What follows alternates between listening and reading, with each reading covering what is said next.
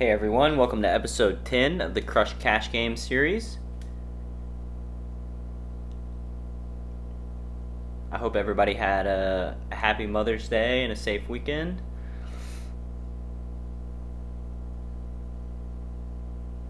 As always, if you haven't subscribed to my channel, please just click the button, feel free. It gives me a lot of joy and pleasure to make these videos, and I hope they are beneficial and make you money. At the same time, they may cost me money in the future. I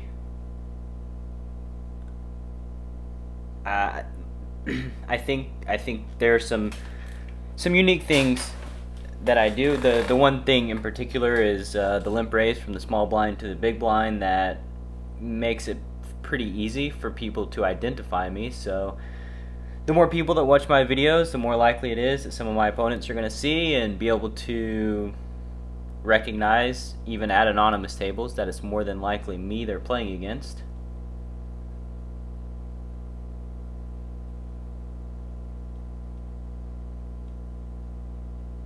Ace Queen on the button at the bottom right. Going to open. I think it's pretty important to always keep in mind your opening sizing. There are times where we have super calling stations that are playing, like in the top right here. I don't like my min open, even though that's pretty much my standard open. It's an automatic thing where I just click a button. The small blind in this case is only over 7 hands, so it's a pretty small sample size, so we don't know for sure, but he's played 43% of his hands.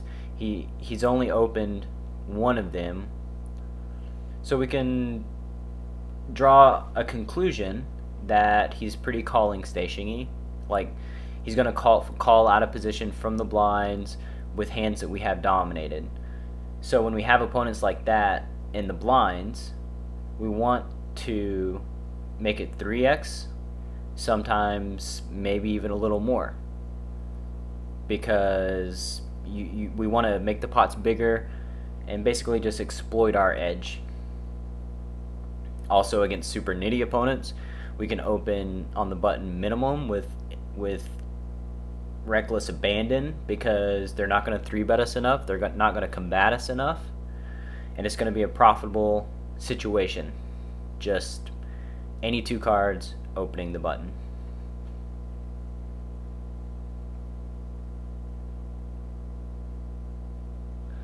I don't like continuation betting with the ace-8 at the top right, because king, queen, queen, it's really easy for any of the players to have flopped something, and the 4 seat being a short stack with a little over a pot size bet, even if we bet 50 and he ships it on us, it feels pretty sad having to fold for 80 more.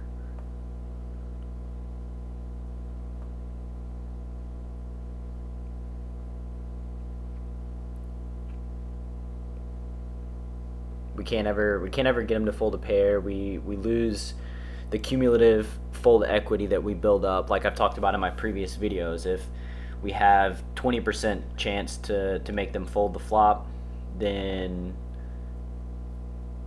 we examine their range, analyze the likely hands that they have, and then determine our fold equity on the turn. So if our fold equity goes up to 50% on the turn and then up to 90% on the river, then a triple barrel is obviously optimal. We lose all those options when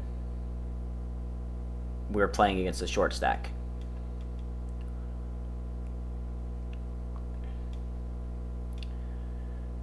Made our flush at the top right. We could have raised the flop, but generally planning on calling the flop and leading into them on the turn, whether we make it or not. It puts them in a pretty miserable spot with their ace highs.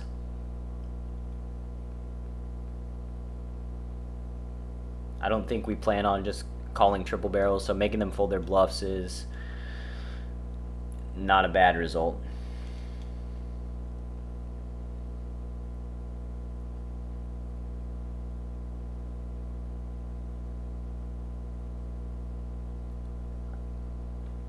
like at the king 5 spot at the bottom right hand table. Looking at the table, the small blind and the big blind seem to be pretty passive, I guess. They're not playing a large amount of hands, so they're not going to combat us that much. So we can open the king 5 profitably. And really, when we examine every single hand that we play in a session, what's going to determine whether we get the money or somebody else gets the money is how many profitable spots can we put ourselves in. So that's the constant goal, is to find profitable spots. That's why during a session we can flop 10 sets and have a losing session. If we never get, even though we had 10 spots that generally make us money, it doesn't mean we're going to make money in those sessions. It doesn't mean that we're going to make money in the short term. But if we just keep doing it over and over and over and over and over again, we're going to be long-term winners. We're going to leave with the money.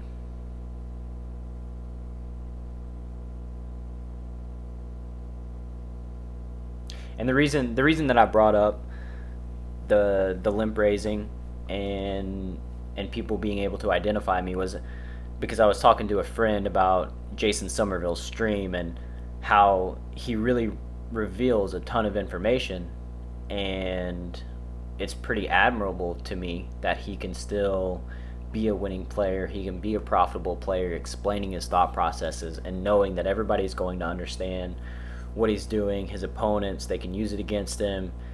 It's pretty cool to me that he's willing to give that information and give that look into his mind.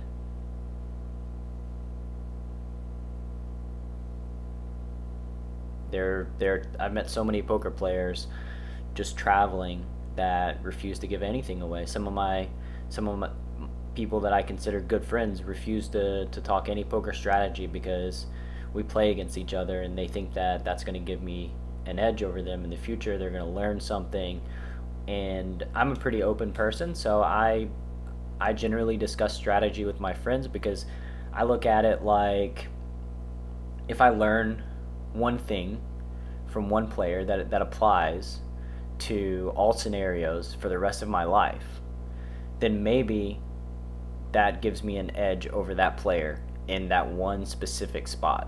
But how many times during my lifetime at a full ring table, getting 30 hands an hour, is that actually going to come into play?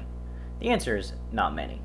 So really, when you discuss spots and hands with your friends, you're creating value for them. You're costing yourself a trivial amount of money, in my opinion, but you're creating abundance for them in the future, and that's worth it to me.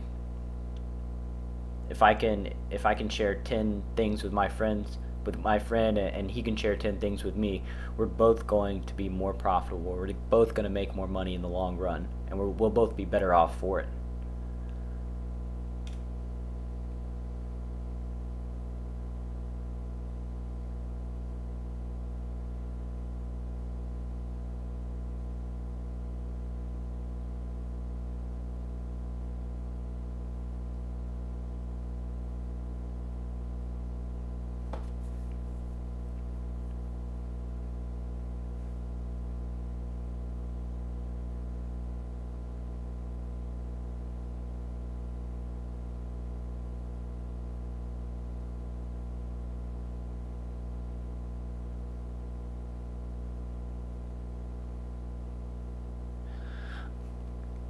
Opening ace-10 on the cutoff at the top right table.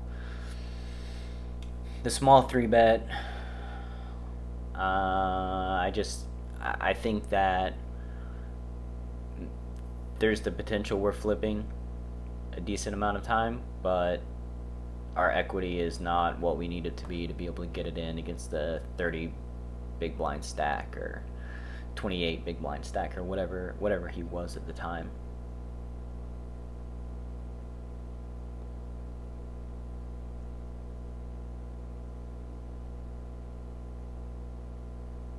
I could have peeled at the top left with the Jack-7 off, getting 5-1 versus a min raise, and the 4 seat seems to be a fishy type player at the top left where he has 4,300.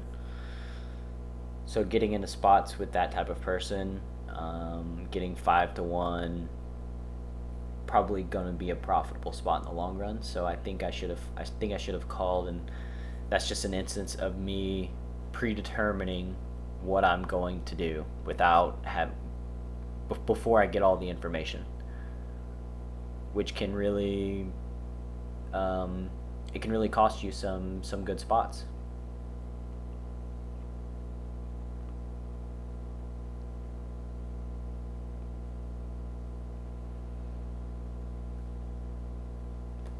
So the 4-seat just flopped top pair and got it in versus a set. Can't say that I love the play versus an under the gun raise, simply because the Jack-9's range is crushed. It doesn't have good equity in a spot like that. The 4-seat just lost a big pot. He's probably more inclined to open this hand, so we decided to 3-bet him, and he folds. We've also built up some vig by not being very involved at that table yet. I always like to keep track of my image on the various tables over, even a small amount of hands. Like at the bottom right, my VP, I'm putting money in the pot 5%. This is a scenario that I can exploit.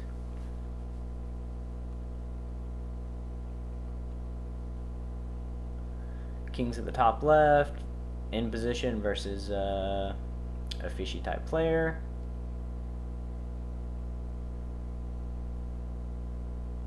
That is a spot you want to be in 1,000 times a day.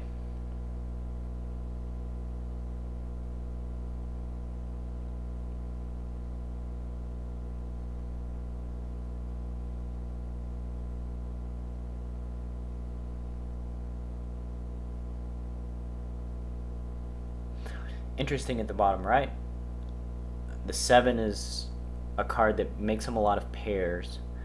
So when he bets pot, we have to think he's not just randomly betting pot with a pair, turning a pair into a bluff. So our 8 just really can't be good after he checks back the turn. Not a spot where I can imagine him having a ton of hands that we beat.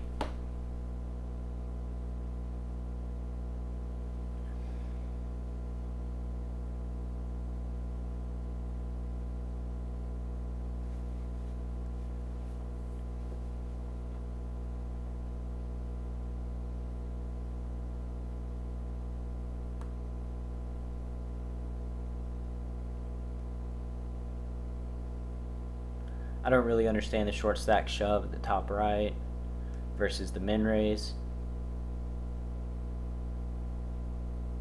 If he has a hand like ace jack, then he's only getting called by better, or pocket sixes, he's only getting called by better. If he has aces or kings or ace king, ace queen, then he's losing value by folding out a lot of the worst hands. So I just really don't understand that shove. I don't see the purpose.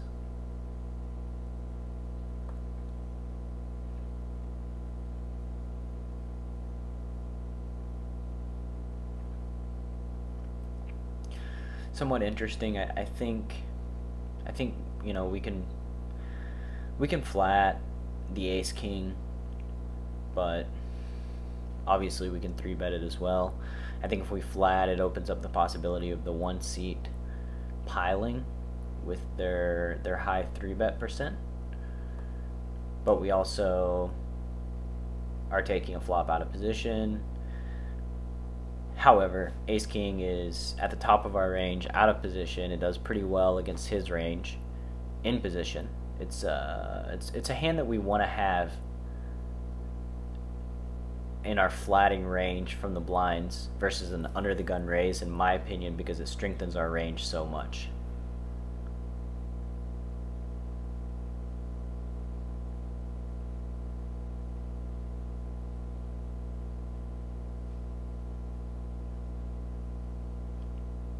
The bottom right is sort of a tricky spot because nines, this is the downside of being so nitty, of having the appearance of being so nitty. We can't really 3-bet here without over-repping our hand. It's when we flat, our range looks a lot, like a pocket pair, king queen, ace jack type of range. The check back on ace queen 6, it appears to me like he has some sort of hand that has showdown value, and he's just not betting it because he doesn't think that we have anything. Almost never do you see a bluff that comes from the pre-flop raiser when he checks behind flop and checks behind river, or checks behind turn and then bets the river, because with a lot of their bluffs after checking back the flop, they will bet the turn. So their range is pretty imbalanced when you get to the river in that spot, and you can fold pretty comfortably a lot of your marginal hands.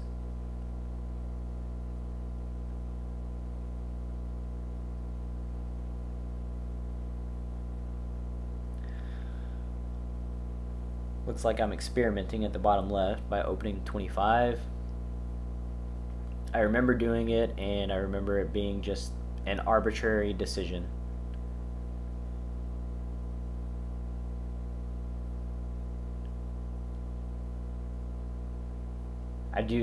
Like I said before, I do think we need to vary our pre-flop raise amounts based on our opponents, not really based on the strength of our hands, but it's just vitally important that we recognize who we're playing against and what they're prone to do, so we can put ourselves in a dominant position post-flop to make as much money as we possibly can to increase our win rate.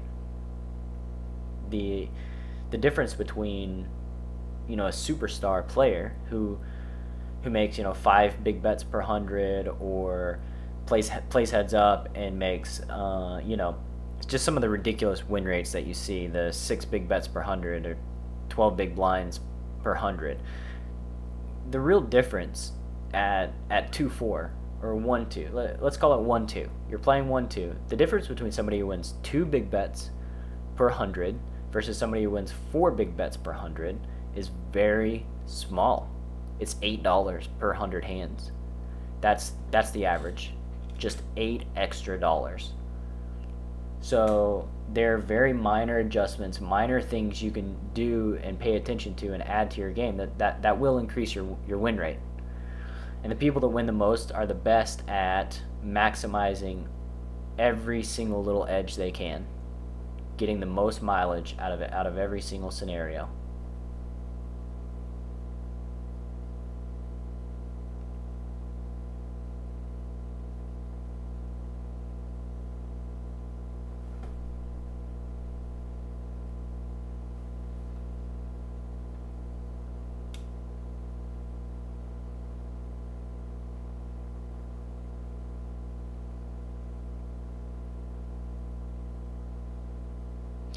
Ace-4 defense at the top left, betting for protection versus 1 club over type hands. Pretty good river card for us. More than likely going to call a bet. Yeah, we pretty much have to call a bet. Up to 60, I think 90 looks more value-y. The fact that he checked back top pair on the river makes me feel way better about calling a bet, because if he's checking back top pair, then what is he betting? He has to be betting full houses, straights, flushes. Does he have many full houses after checking back on that flop? Does he have many flushes after checking back on that flop, or many straights? I don't think he has hardly any. So when he checks back the river with top pair, it just means that he's almost always betting the river with a bluff.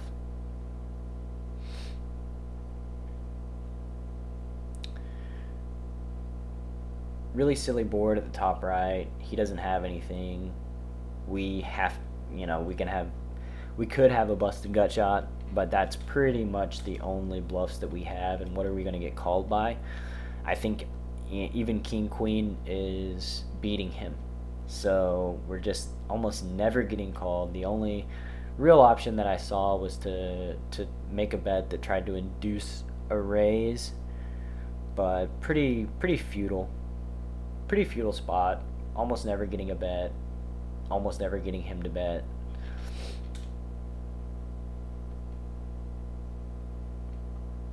$3x open with queens versus these guys who seem to be playing a ton of hands.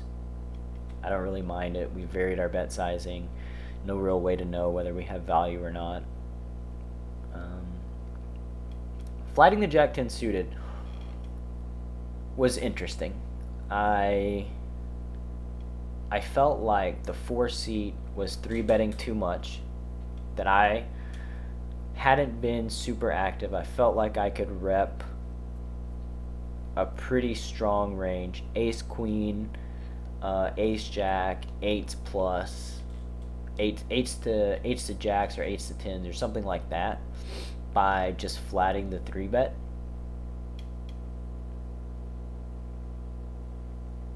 So I felt like if the 3-seat folds to the 3-bet, we have a great spot in position versus the 4-seat. Unfortunately, the 3-seat called as well, which we should have taken into consideration that getting good pot odds in position, he might be apt to do so. Didn't foresee the 3-seat overcalling on this board. We got a relatively good flop for Jack-10. I mean, we flopped top pair.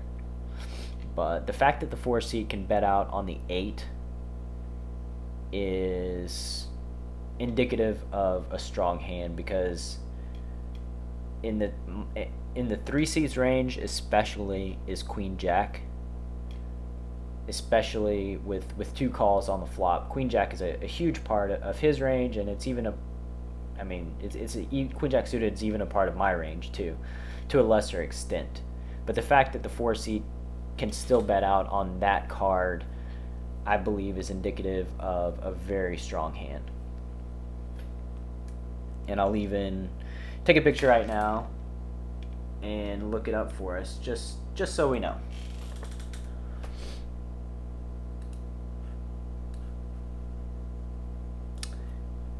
This hand also, the King Jack hand at the bottom left, is also interesting because he checked back the flop and then raised me on the turn, which looks like a super bluffy line, but it's one of those spots where, like, he knows that it looks like a super bluffy line. He knows that I know, and does he do it still with 8-9, with hands with equity, where he may be facing a bet 3-bet on the turn? I don't know. I looked up the hand. He had ace-6, so he ended up checking back the flop for pot control, and then deciding to and then turning two pair and raising the ace-6 for value. If he just calls, then we might run into some trouble, but very weird spot. Earlier on in my career, I probably end up paying off his raise on the turn and then a bet on the river, but I think that just because it looks so bluffy, I tend to believe that they don't really have a super amount of bluffs in the spot. They have hands like a set of 6s or ace-6. Pretty frustrating. I just finished recording this video and then realized that the last 15 minutes didn't pick up. This is the first time I faced this, so now I get to record the last 15 minutes or 14 minutes of the video and then splice it into my other commentary. I guess I could have just done everything again, but it's a learning experience, and I want to learn. I want to grow. I want to be better. I think that the Jack-10 hand was very tricky. There's a lot that could be said about it. I have said a lot already. It just turns out that I was only talking to myself, so not very useful. I don't even know how useful this is going to be, because I'm recording the audio in a different format than I have been. So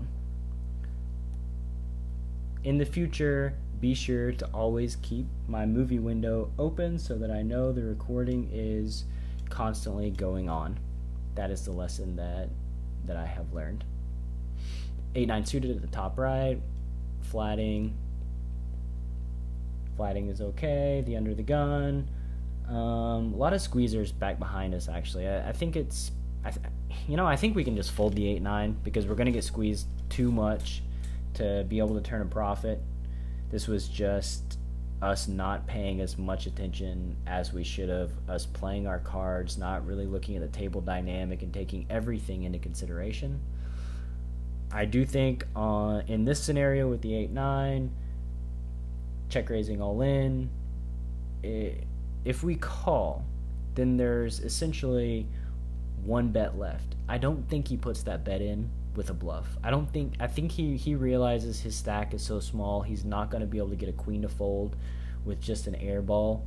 He's probably not going to be able to get an 8 to fold. So all we do by calling is let him realize his equity with his ace jacks and ace tens and king tens and stuff like that, where if the turn does come a king or a 10, if the turn comes a king, he's shipping for sure, and then we feel obligated to pay him off. If the turn comes a 10, he probably checks it back and we just lose at showdown.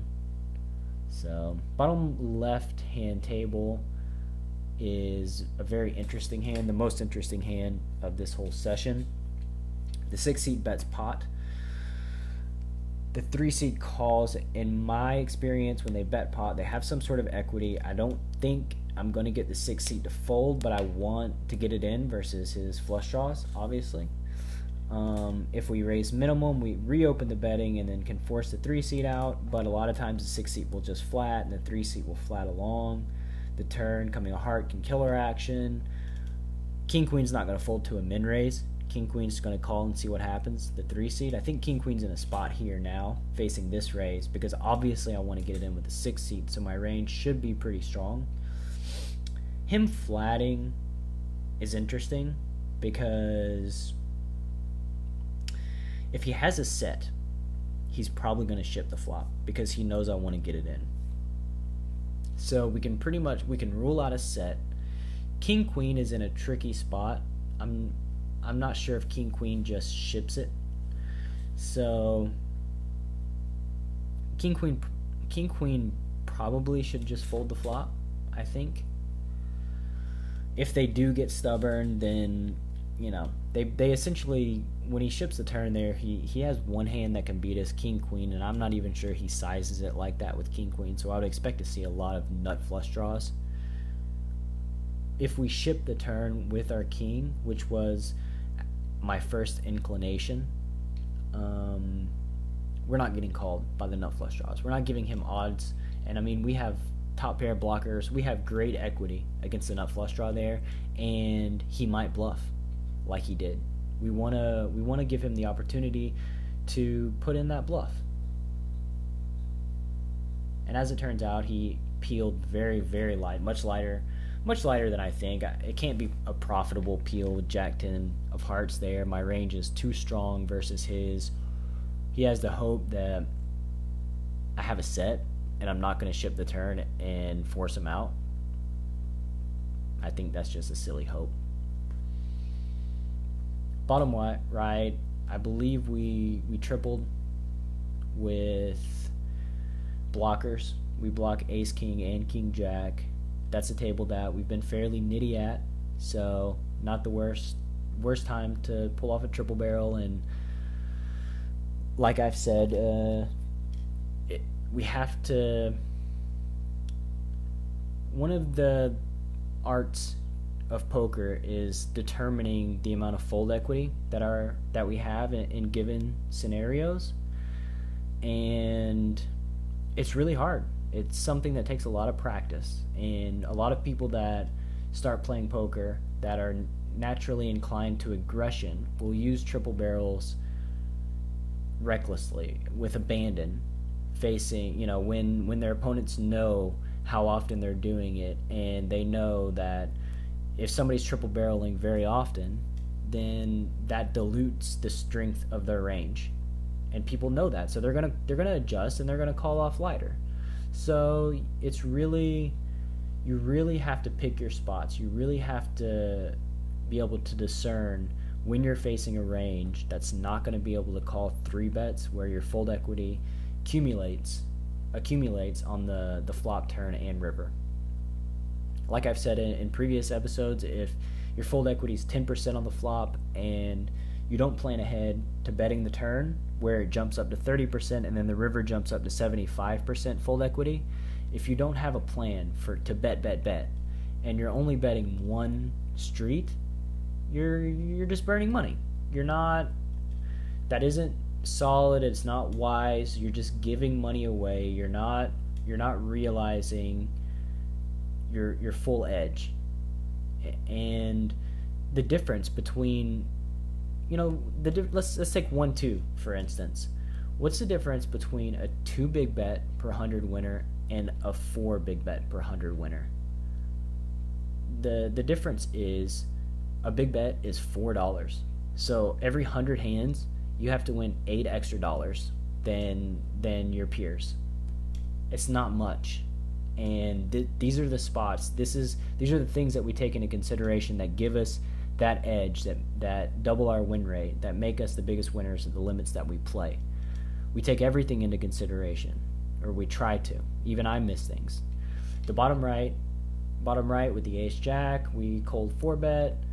Another hallmark of something that I do. I think the small 3-bet on the button doesn't necessarily mean strength. It means that in my opinion, when players do that, they want the initial raiser to call out of position with a weak type range that their perceived range is going to crush. So, but I don't think they necessarily have the goods when they do it. The bottom left, the ace queen suited, we're not going to c-bet this board. We get a very good turn.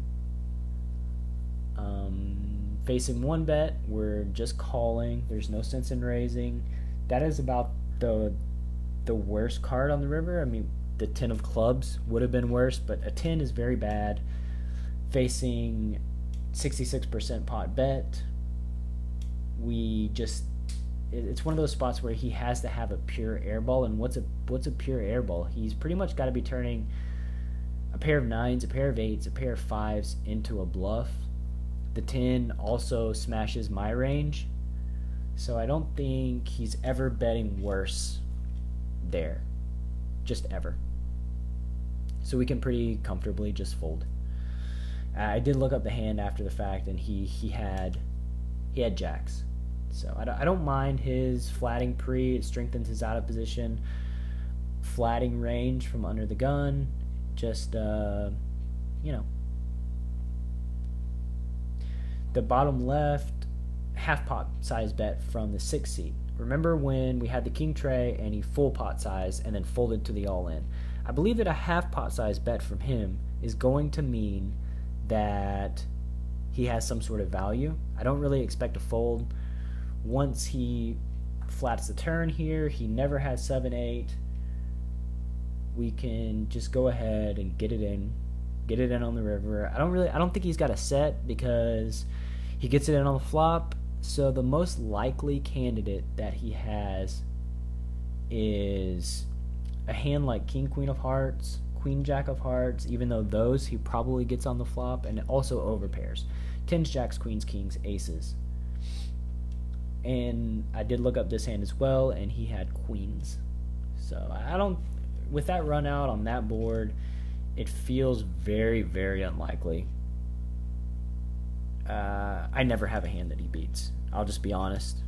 He's burning money by calling that river with hands that I would have equity against. The 5-6s or the 6-7s, the pocket 7s, the pocket 8s aren't going to bet the turn we're probably going to play the check call game on the turn. So when I bet on that board, my range is super duper strong versus a short stack.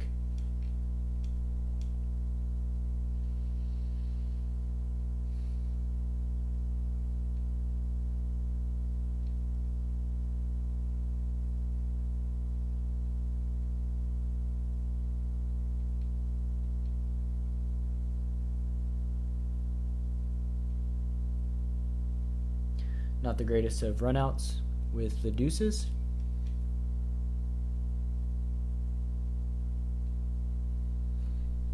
You can't make the argument here that he flatted with a hand like ace jack, ace queen, decided that he could get us to fold on the 4 club run out. I don't think calling there is going to be profitable long term. Again, thank you for watching my video. There's 2 minutes left. Please subscribe.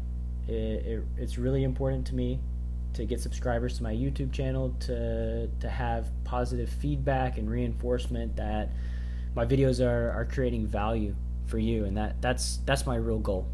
I think that with grit, determination, hard work, that anybody can become a profitable poker player. Anybody can make money playing this game, but they just have to seek out the knowledge and apply themselves.